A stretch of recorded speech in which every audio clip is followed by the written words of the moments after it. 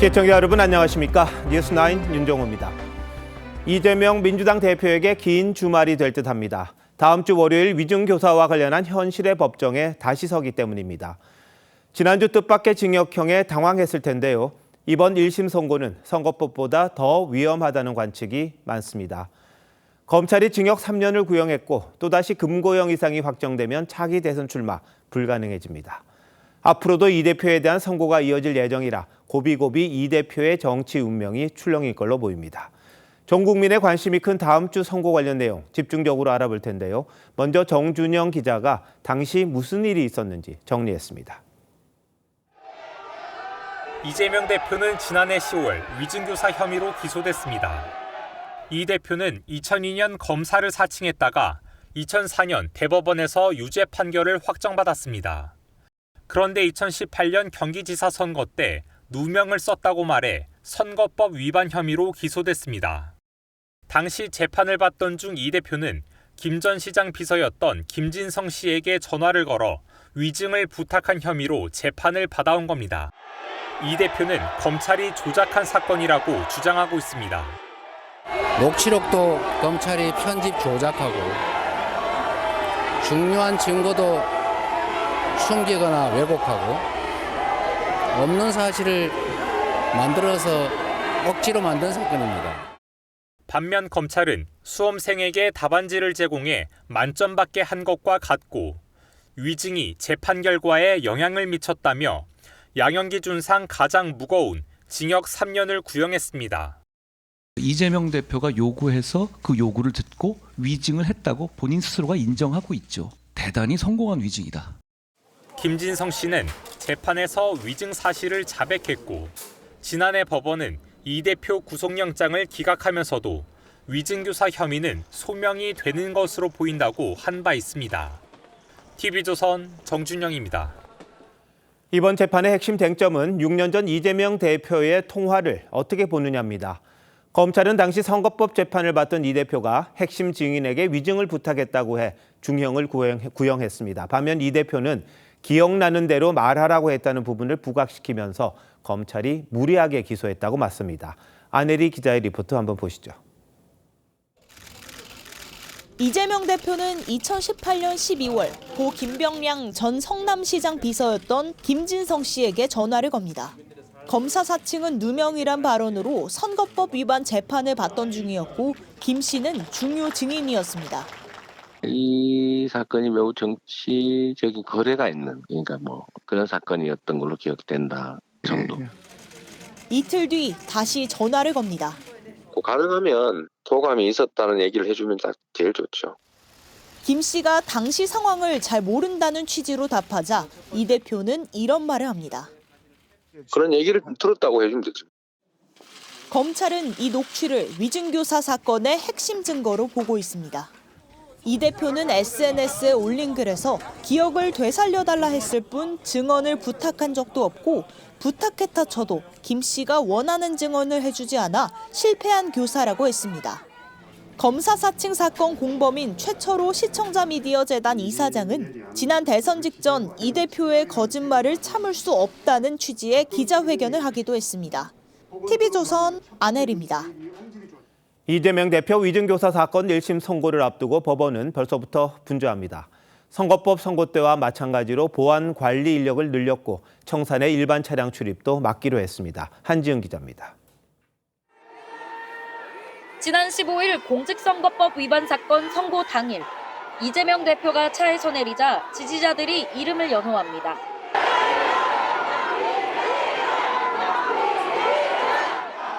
이 대표가 멈춰선 사이 어디선가 신발이 날아옵니다. 법원은 이런 혼란을 막기 위해 사흘 뒤 위증교사 선고일에 보안을 더 강화하기로 했습니다. 이 대표가 출석할 법원 건물 앞에는 벌써 포토라인이 설치됐습니다. 법원은 경찰 지원을 받아 포토라인 접근 인원을 철저히 통제할 계획입니다. 이날 선고는 위증교사 재판이 열리던 법정이 아닌 서관 311호에서 진행됩니다.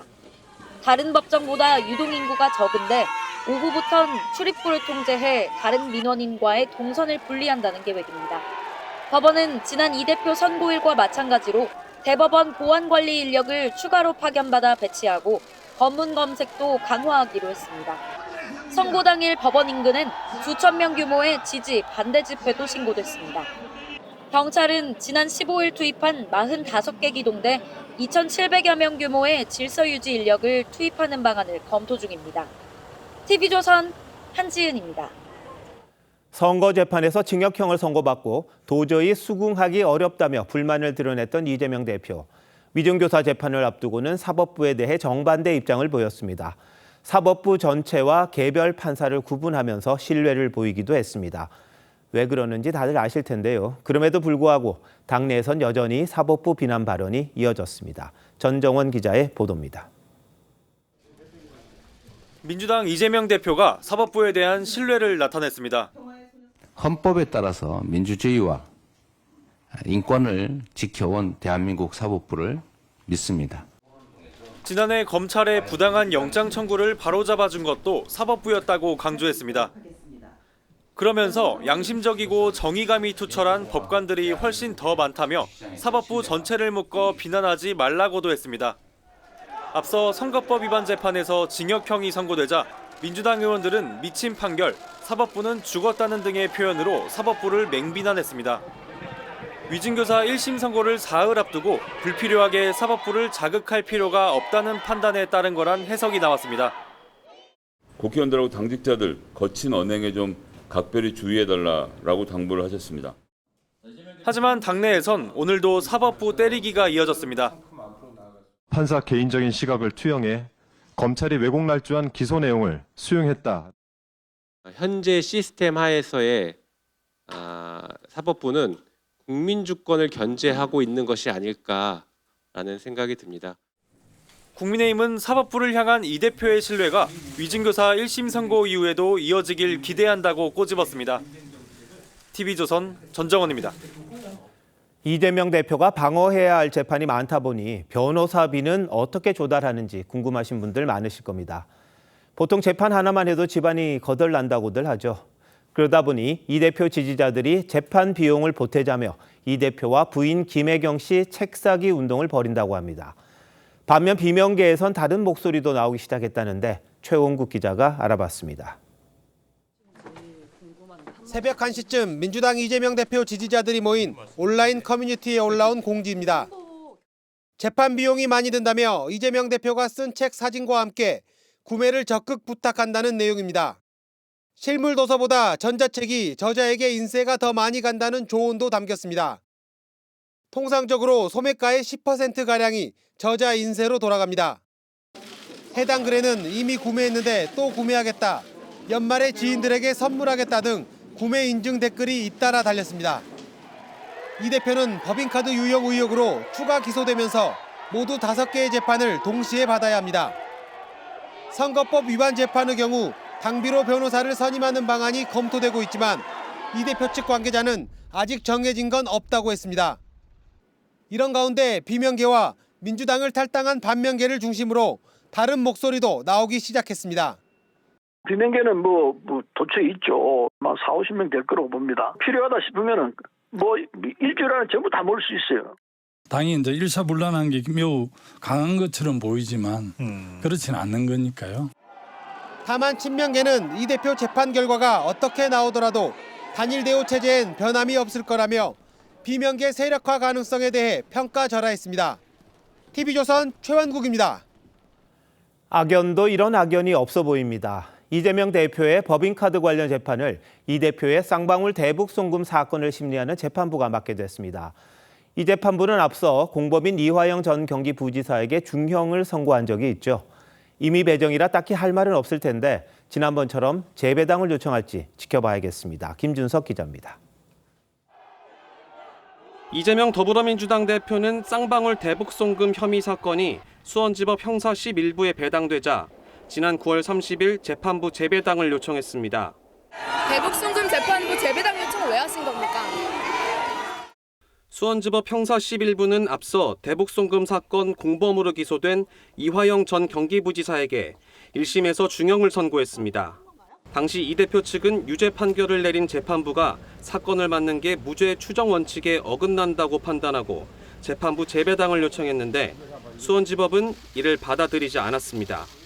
그런데 이 대표는 최근 1억 원 이상의 경기도 예산을 유용한 혐의로 기소된 사건도 형사심 일부에 재판을 받게 됐습니다. 당초 이 사건은 단독재판부에 배당됐었지만 재정 합의가 이뤄지며 합의부에 다시 배당됐습니다.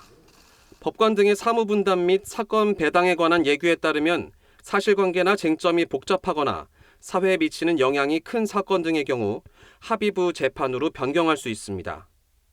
수원지법은 임의가 아니라 각 재판부의 당시 여건과 현재 맡은 사건의 양 등 여러 상황을 반영한 알고리즘을 기반으로 전산 시스템에 의해 자동적으로 배당됐다고 밝혔습니다.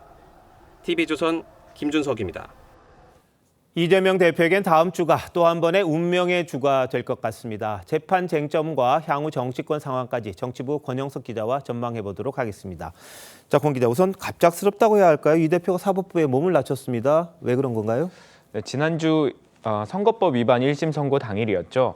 판결 이후 민주당 의원들의 사법부 때리기 발언이 쏟아졌었는데 이 재판 전략상 도움이 안 될 거라고 말씀을 드린 바 있습니다. 이 대표 역시 그런 점을 의식했다고 봐야 할 것 같고요.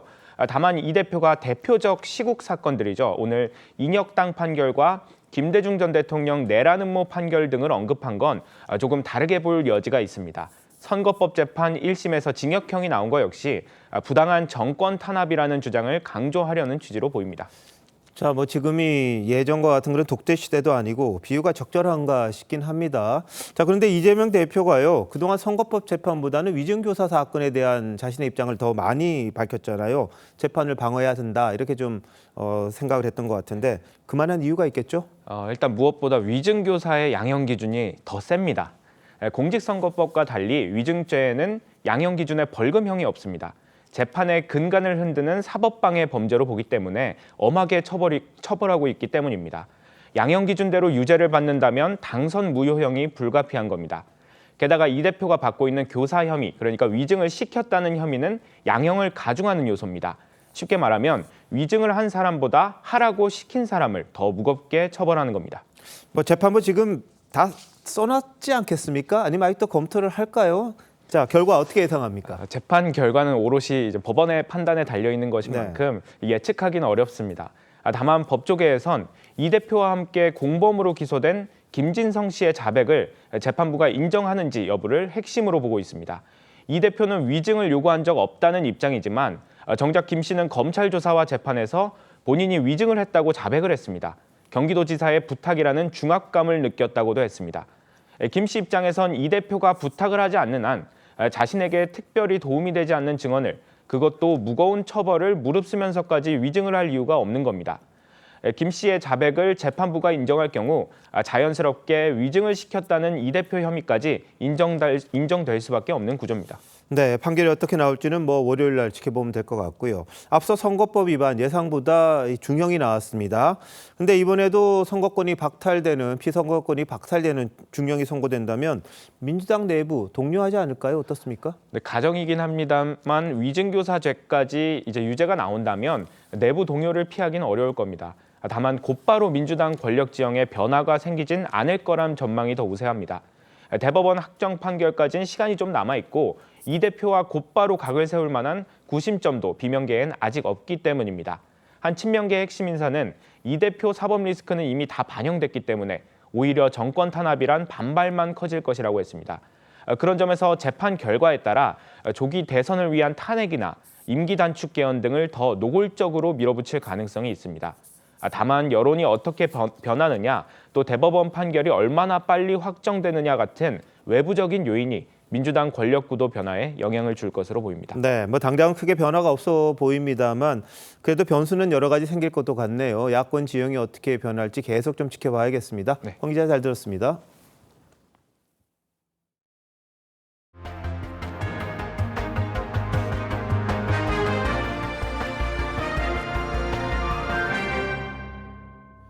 연말 연초 개각을 목표로 대통령실이 인사검증에 한창인 가운데 경제 정책 라인에 대한 개편이 여권에서 거론되고 있습니다.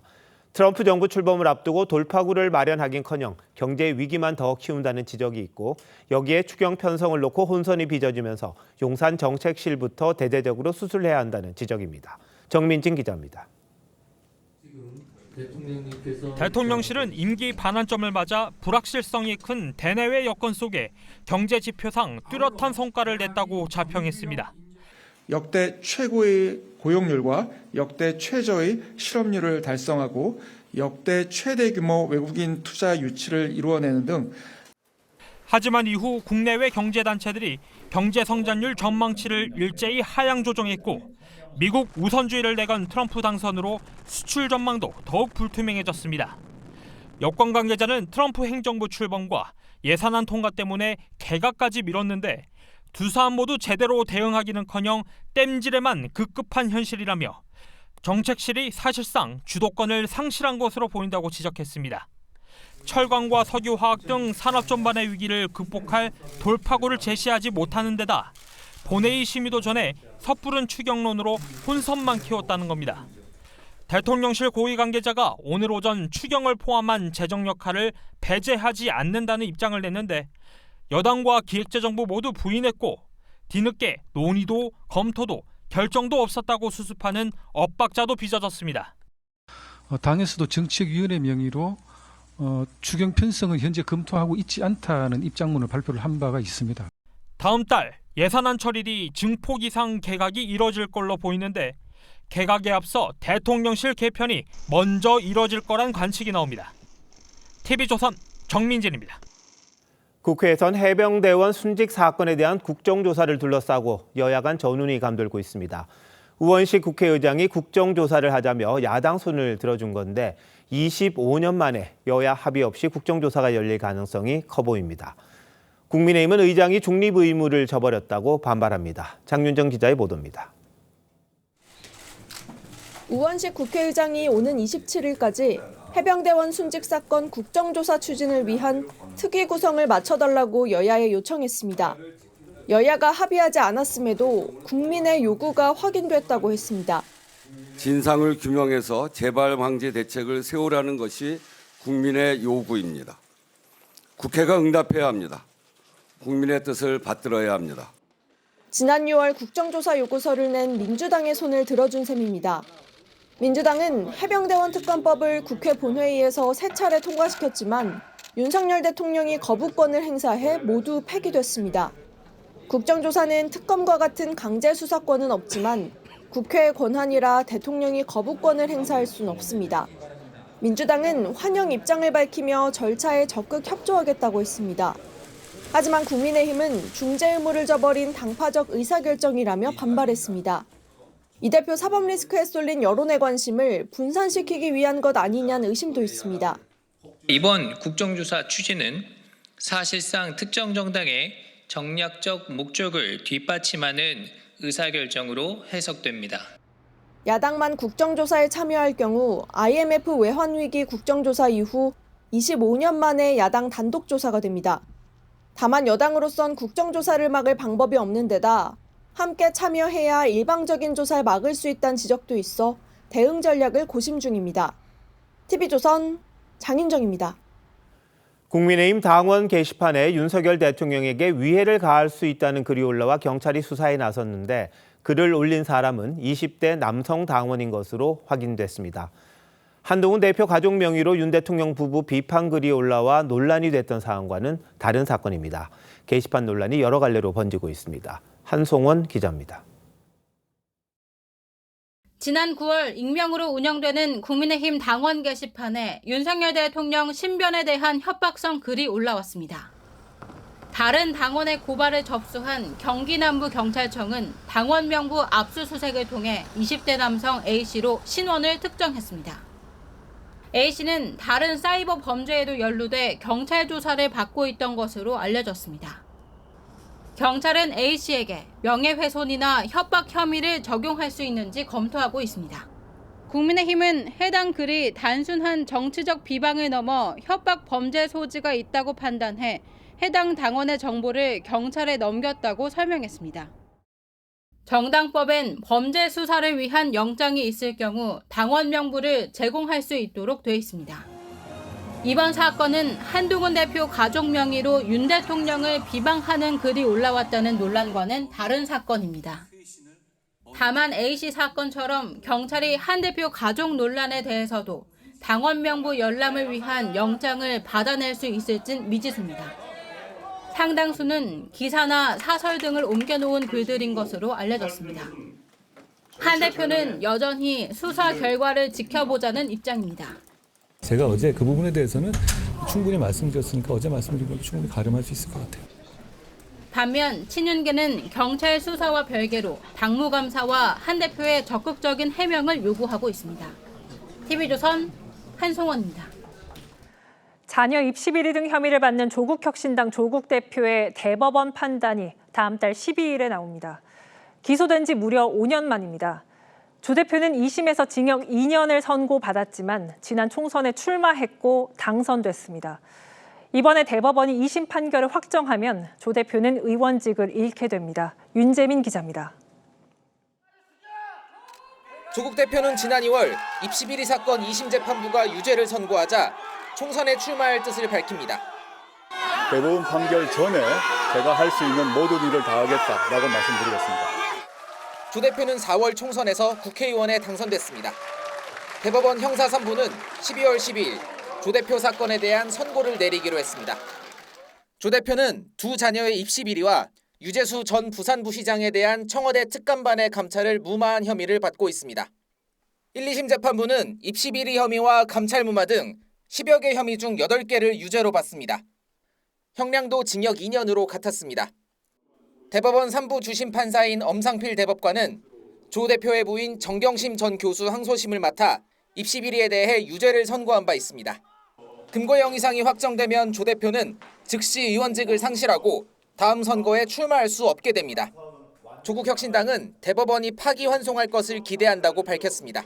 TV조선 윤재민입니다. 공천 개입 의혹을 수사하는 검찰이 명태균 씨와 김영선 전 의원의 구속 기한을 다음 달 3일까지로 연장했습니다. 검찰은 명 씨와 여권 정치인들이 나눈 메시지도 복원해 분석 중인데 대부분 명 씨가 일방적으로 언론사 기사 링크를 보냈고 답장은 거의 없었다고 합니다. 주원진 기자입니다. 명태균 씨가 탄 호송버스가 창원지검으로 들어갑니다. 검찰은 명 씨를 상대로 김영선 전 의원 세비 7,600여만 원 등을 받은 경위에 대해 집중적으로 캐물었습니다. 2억 4천만 원을 주고받은 혐의를 받는 관련자들에 대한 대질신문에선 당초 공천 대가성을 인정했던 한 예비 후보자가 빌려준 돈이라고 말을 바꾼 것으로 전해졌습니다. 검찰은 원래 내일까지였던 명 씨와 김 전 의원 구속 기한을 다음 달 3일까지로 연장했습니다. 공천 개입 의혹 수사의 또 다른 축인 여권 정치인들과의 관계 규명에도 힘을 쏟고 있습니다. 검찰은 명 씨가 이준석 의원, 김종인 전 비대위원장, 지상욱 전 여의도 연구원장, 김진태 강원지사, 오세훈 서울시장 측 인사와 나눈 메시지를 다수 확보했습니다. 명 씨 측은 대부분 명 씨가 일방적으로 기사 링크를 보낸 것이라고 주장하고 있지만 검찰은 분석을 더 해봐야 한다는 입장입니다. 저희들이 봤을 때는 범죄 사실과 관련된 내용들은 없었던 것으로 보입니다. 검찰은 윤석열 대통령 부부와 대화가 오간 명 씨의 휴대전화가 파기되지 않은 것으로 보고 이를 찾는 데 주력하고 있습니다. TV조선 주원진입니다. 친인척에게 부당대출을 한 혐의를 받는 손태승 전 우리금융지주 회장에 대해 검찰이 구속영장을 청구했습니다. 검찰은 임종용 회장 등 현 경영진도 부당대출 관련 보고를 받은 걸로 보고 있어서 수사가 확대될 전망입니다. 이광희 기자가 보도합니다. 우리금융 계열사들이 손태승 전 회장 친인척 관련 법인에 내준 대출은 600억 원대에 이릅니다. 검찰은 총 42번의 대출 가운데 절반가량인 20번 정도를 부당대출로 보고 있는 걸로 확인됐습니다. 금액으론 400억 원대에 이릅니다. 검찰은 어제와 그제 이틀 동안 손 전 회장을 불러 지시나 묵인 여부 등을 조사했습니다. 손 전 회장은 대부분의 혐의를 부인했고 검찰은 증거인멸 우려 등을 들어 손 전 회장에 대해 구속영장을 청구했습니다. 손 전 회장의 구속 여부는 오는 26일 밤 늦게나 27일 새벽쯤 결정될 예정입니다. 손 전 회장 측은 구속영장 청구가 이례적으로 빠르다며 당혹스러워하고 있습니다. 검찰 수사는 현 경영진으로 확대되고 있습니다. 검찰은 지난 18일 압수수색 영장에 임종용 회장과 조병규 우리은행장이 올 초 부당대출 관련 보고를 받았다는 내용을 적시했습니다. 위법 사실을 보고받고도 금감원 통보 등 조치를 제대로 하지 않은 걸로 보는 겁니다. 우리금융이사회는 피의자 신분이 된 조 행장을 교체하기로 결정하고 다음 주 중 새 행장 후보를 발표하기로 했습니다. TV조선 이광입니다. 박장범 KBS 사장 후보자의 임명 효력을 멈춰달라며 야권 성향 이사들이 낸 가처분 신청을 법원이 받아들이지 않았습니다. 이로써 윤석열 대통령은 언제든 사장 임명안을 제거할 수 있게 됐습니다. 2인 방통위 체제가 내린 결정을 어떻게 볼 건지를 두고 앞서 서울고등법원이 내린 결정과는 배치되는 거라 파장이 예상됩니다. 류태영 기자가 보도합니다. 지난달 23일 KBS 이사회는 박장범 앵커를 사장 후보로 결정했습니다. 야권 성향 이사 4명이 불참했고 7명만 의결에 참여했습니다. 그러자 야권 성향 이사들은 법원에 박 사장 후보자 임명 효력 정지 가처분 신청을 냈습니다. 앞서 7월 말 2인 체제 방통위가 KBS 이사진 7명을 추천 의결한 것부터 절차적 하자가 있고 이에 따라 박 후보자 임명 제청 역시 위법하단 겁니다. 하지만 서울 남부지법은 오늘 2인 체제 방통위의 KBS 이사진 추천 의결 행위에 법적 하자가 없다며 가처분 신청을 기각했습니다. 앞서 서울행정법원과 서울고등법원이 2인 체제 방통위의 MBC 대주주 박문진 이사진 임명 효력을 정지시킨 것과는 정반대 판단입니다. 박 후보자는 앞서 김건희 여사 명품 수수 의혹 관련 발언으로 국회 인사청문 보고서 채택이 무산됐습니다. 저희가 이제 해당 상품을 검색을 했고 공식 사이트에 디올 파우치라고 제품명이 명확하게 나와 있습니다. 하지만 청문 보고서 재송부 시한이 오늘까지고 법원도 가처분을 기각하면서 윤석열 대통령은 박 후보자 임명안을 제거할 수 있게 됐습니다. TV조선 류태영입니다. 서울 강남에서 고가 전기차가 갑자기 식당으로 돌진해 4명이 다쳤습니다.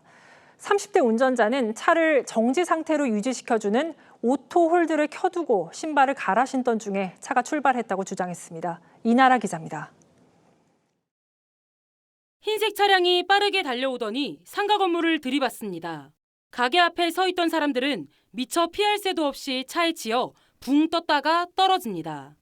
이 광경에 놀란 사람들이 어쩔 줄 몰라 합니다.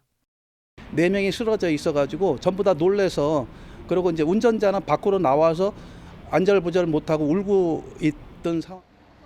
어제 오후 5시 17분쯤 벤츠 전기차가 서울 강남 로데오길 주변 일식당으로 돌진했습니다. 사고 충격으로 이렇게 담벼락이 무너져 내렸고 반대편 난간도 박살이 났습니다. 4명이 차에 받쳐 병원에 옮겨졌는데 한 명은 늑골이 부러졌습니다. 운전자인 30대 여성은 운전석에서 오토홀드를 걸어둔 상태로 신발을 갈아 신고 있는데 차가 갑자기 움직였다고 경찰에 진술했습니다. 오토홀드는 운전자가 브레이크 페달을 밟고 있지 않아도 차량을 정지 상태로 유지해주는 기능입니다.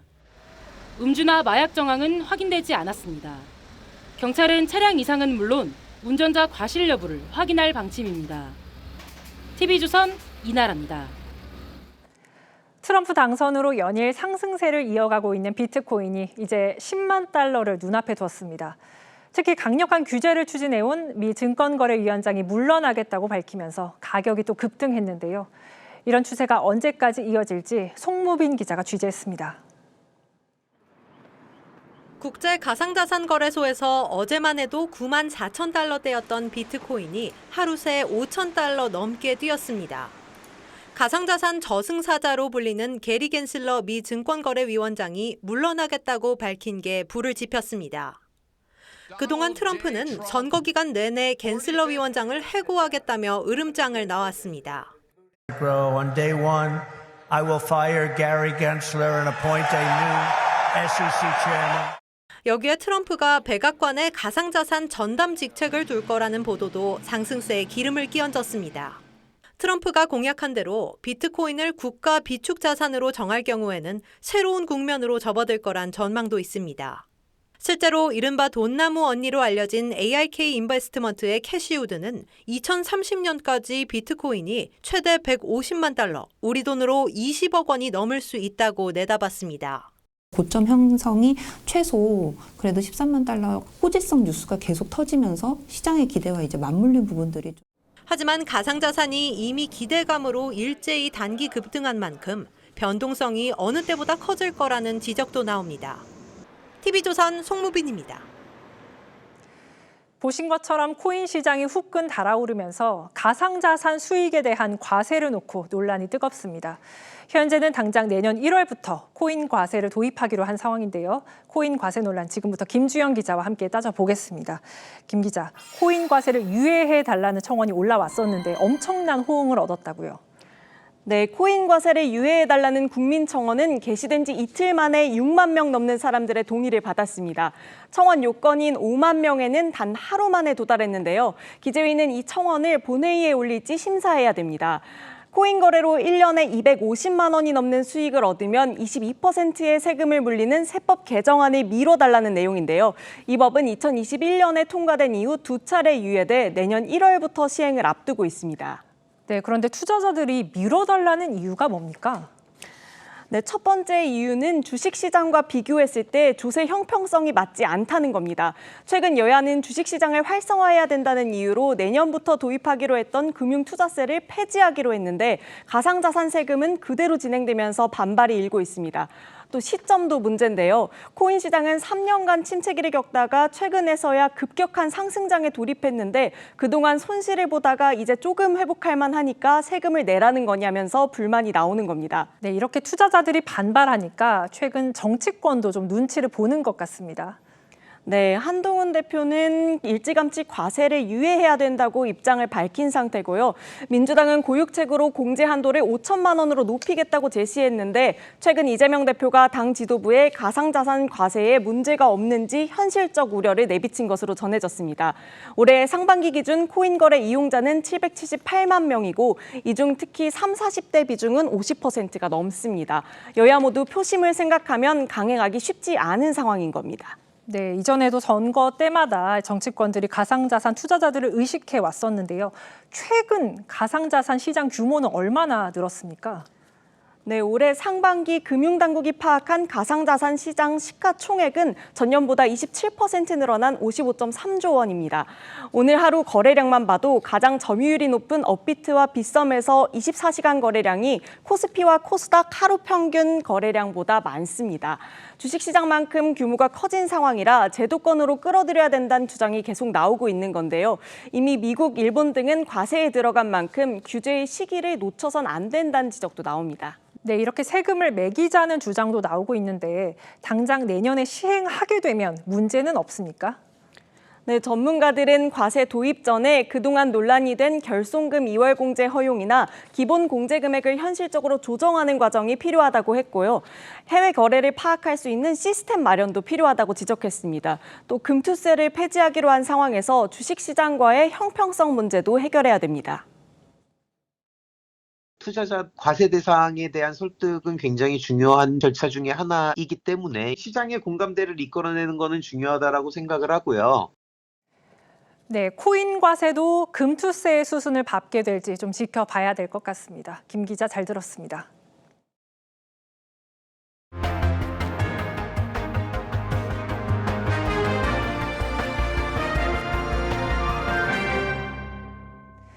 북미 최대 자동차 전시회인 LA 오토쇼가 막을 올렸습니다.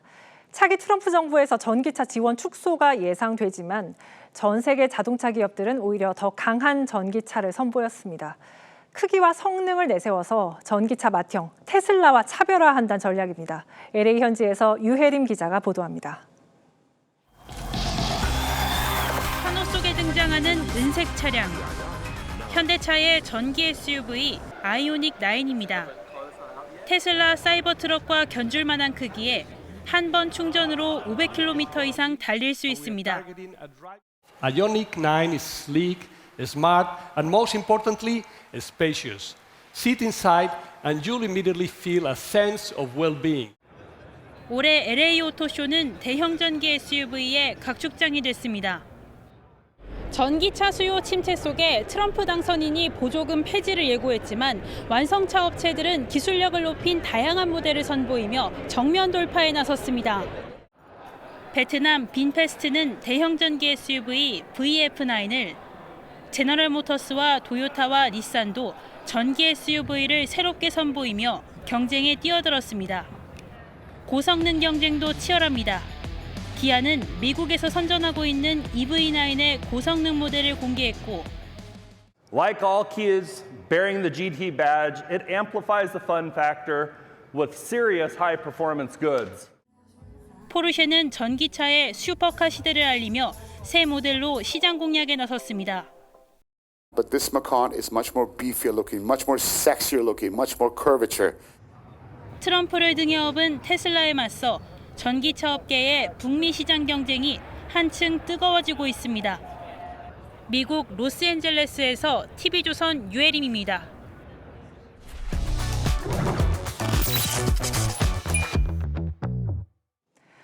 TV조선 연속기획 에너지는 힘이다 순서입니다. 전 세계의 에너지 확보 전쟁 속에서 발전소만큼 주목받고 있는 게 바로 전력을 실어 나를 송전 케이블입니다. 특히 바닷속에 설치되는 해저 케이블은 국가 간 전력 수출입에도 핵심적인 역할을 하는데요. 쉽게 보기 힘든 해저 케이블 생산과 설치 현장에 장혁수 기자가 다녀왔습니다. 바다 한가운데 떠있는 선박에서 굵은 줄이 끊임없이 물속으로 빨려 들어갑니다. 신안 안좌도에 조성 중인 해상풍력단지와 전남 해남 사이 7km를 해저 케이블로 연결하는 작업입니다. 아시아의 두 대뿐인 해저 케이블 포설선은 추진 장치를 이용해 흔들림 속에서도 정확한 위치를 유지할 수 있습니다. 선박 자체를 조성해가지고 그 상태를 만들어주면 거기서 다시 영업 작업이 시작되고. 바닷속 높은 압력을 견뎌야 하는 해저 케이블은 172m 높이의 초고층 타워에서 생산됩니다. 두 손으로 잡히지 않는 케이블에는 직경 약 2cm의 전선 3개가 들어있습니다. 케이블을 감싸는 폴리에틸렌을 수평 상태로 압출할 경우 품질이 제각각일 수밖에 없어 수직 사업장이 필수 조건입니다. 지중 케이블과 달리 방수성과 절연성 그리고 내구성을 갖춰야 되기 때문에 고난이도의 기술이 필요하다고 할 수 있겠습니다. 진입 장벽이 높아 유럽과 한국, 일본 기업이 대부분 시장을 점하고 있지만 최근 중국 업체들이 낮은 가격을 무기로 공세를 강화하고 있습니다. 인공지능 확산으로 전력 수요가 증가하고 해상풍력단지가 늘어나면서 해저 케이블 시장은 급성장할 전망. 국내 기업들도 최근 1조 원을 들여 미국에 공장을 짓는 등 거액의 투자를 단행하며 해저 케이블 최강국의 도전장을 내밀었습니다. TV조선 장혁수입니다. 트럼프 당선에 반응을 보이지 않던 북한 김정은 위원장이 보름이 넘어서야 부정적인 생각을 드러냈습니다. 미국과 갈 때까지 가봤지만 결국 적대적으로 끝났다는 건데요.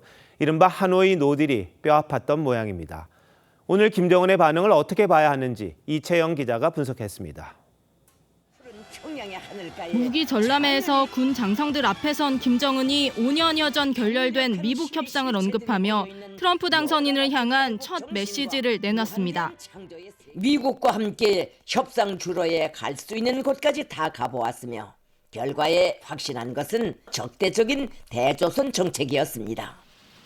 김정은은 지난 2019년 대북 제재 완화를 기대하며 2차 미북 회담 장소인 베트남 하노이까지 4,500여 킬로미터, 66시간을 열차를 타고 달려갔지만 비밀 핵시설인 강선단지를 폐쇄하라는 미국의 요구에 빈손으로 돌아왔습니다.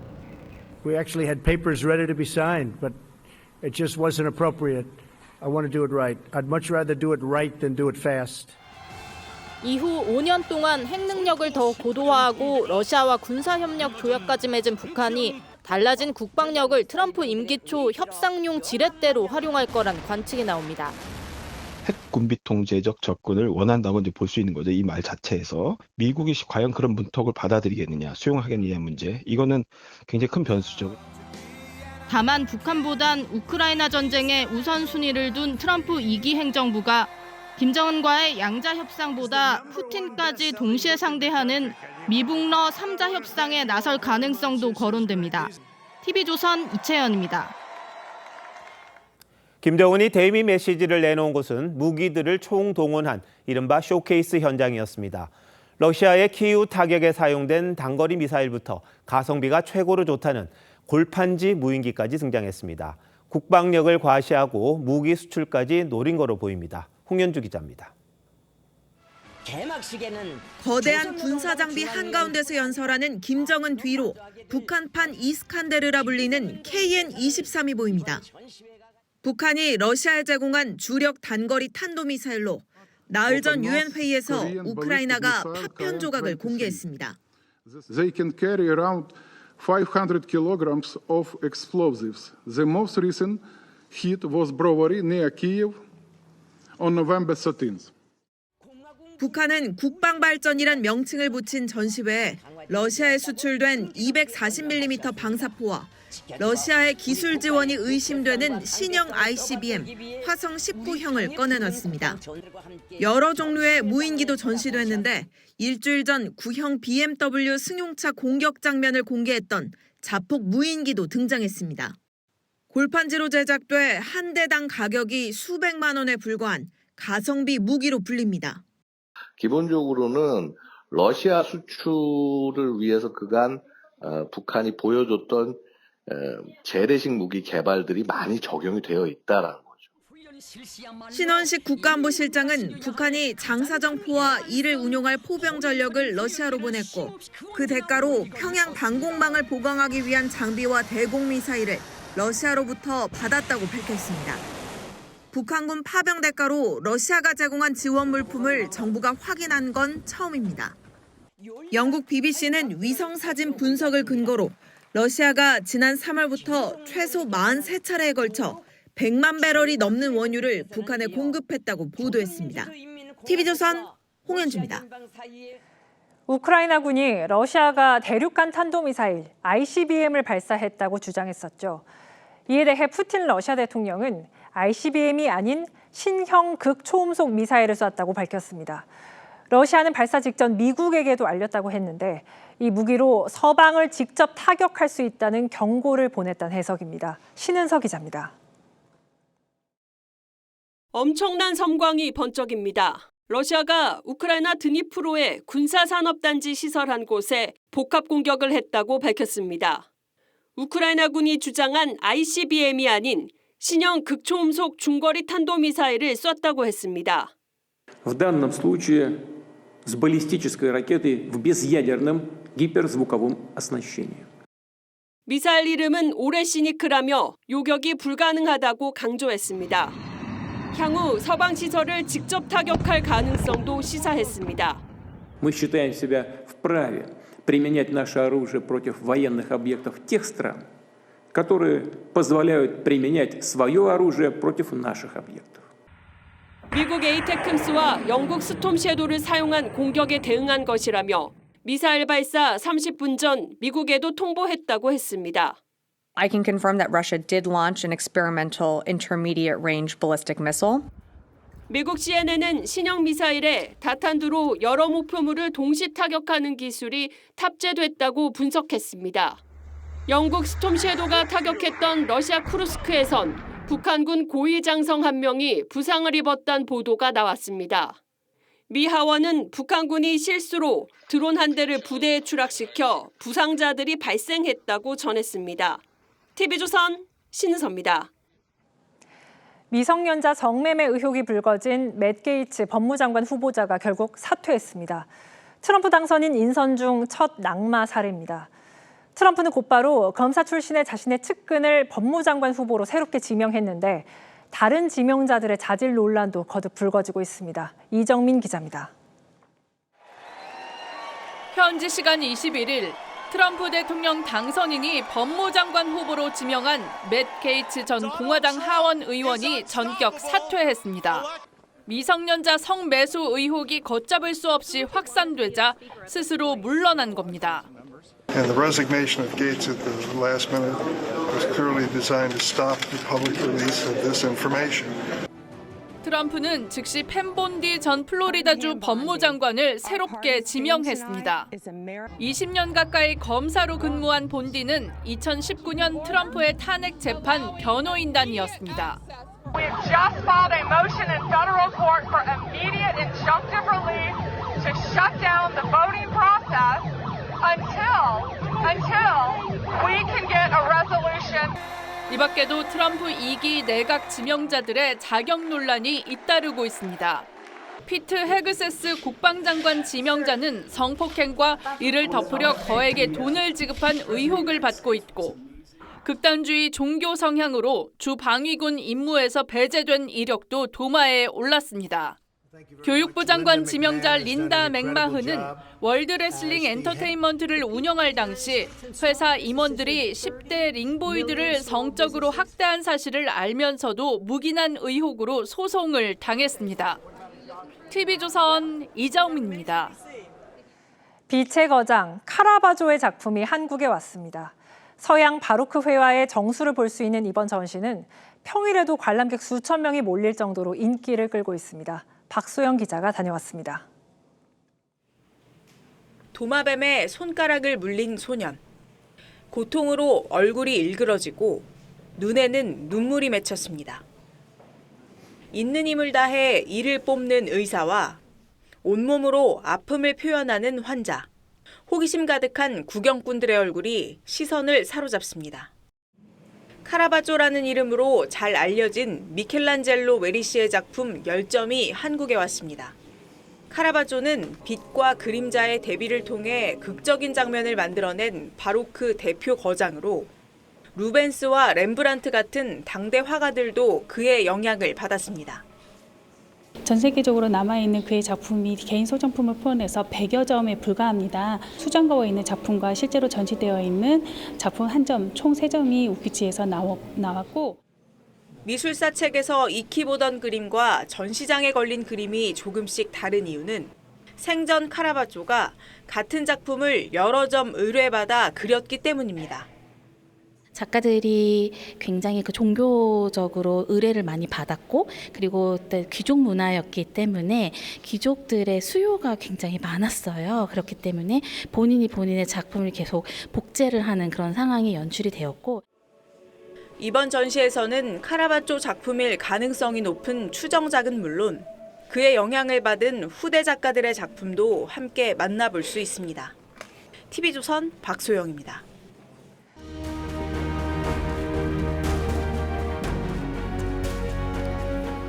여인이 가슴에 꽃다발을 안고서 영원한 잠에 들었습니다. 세상살이의 덮개를 다 털어버린 듯 솜털처럼 가볍습니다. 모네가 화폭에 담은 아내의 마지막 모습입니다. 가난 속에서 떠나보내는 회한이 붓자국처럼 어지럽게 덮여 있습니다. 안개꽃 몇 송이 함께 묻고 가난한 농부는 아내에게 옷 한 벌 제대로 못 해줬습니다. 세상에서 가장 귀하고 아름다운 마지막 선물이 수의였습니다. 몸과 마음이 쇠잔한 아내를 시인이 안아주며 뉘우칩니다. 더러운 내 발을 당신은 꽃잎 받듯 받습니다. 나는 당신에게 흙자국을 남기지만 당신 가슴에는 꽃이 피어납니다. 당신을 만난 후 나는 어려지는데 나를 만난 당신은 자꾸 늙어만 갑니다. 포천에서 제과점을 하는 송지혜 씨가 얼마 전 특별한 주문을 받았습니다. 한 사람이 아파서 밥을 못 먹는데 밤 식빵을 참 좋아합니다. 혹시 만들어줄 수 있을까요? 개업갓 한 달 된 초보였지만 거절할 수 없는 부탁이었습니다. 투병 끝에 돌아가신 어머니 생각도 났습니다. 항암 치료를 받느라 제대로 못 드셨는데 드시고 싶다는 건 어떻게든 구해다 드렸던 겁니다. 며칠을 연습에 빚은 밤 식빵을 가지러 80대 할아버지가 오셨습니다. 선물하고 싶었지만 싫어하실 수도 있어서 재료값만 받았다고 합니다. 열흘 뒤 할아버지가 다시 찾아와 고맙다며 말했습니다. 안 사람이 맛있게 먹었어요. 그리고 갔어요. 할머니가 할아버지의 사랑이 애틋하게 담긴 빵을 드시며 지었을 미소를 생각합니다. 그 미소가 할아버지의 여생을 등대처럼 밝히겠지요. 제과점을 지나실 때마다 할머니를 떠올리실 거고요. 조용필이 밤하늘에 속살거리듯 깜빡이는 별빛을 보며 먼저 간 아내를 그리워하듯. 흔들리는 불꽃 기쁨이 그리움이 슬픔이 함께 있고 싶은 사랑이 가슴 깊이 간절한 그리움에 바람이 답합니다. 내 영혼이 당신 옆을 스치면 설마라도 바람이라고 생각하지는 마. 착한 당신 잊지 마. 아득하게 멀리서 오는 바람의 말을. 11월 22일 앵커 칼럼 오늘 착한 당신 잊지 마였습니다.